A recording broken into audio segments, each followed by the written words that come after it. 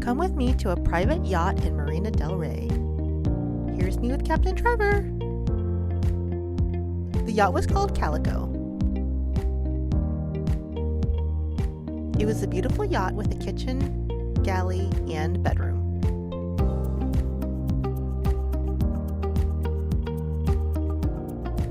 It was so relaxing lounging in the marina.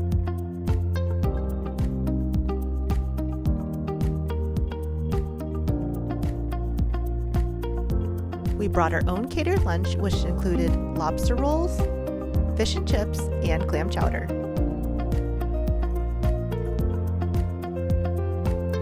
It was really cool to see all the other yachts and boats. And that was my trip on a yacht.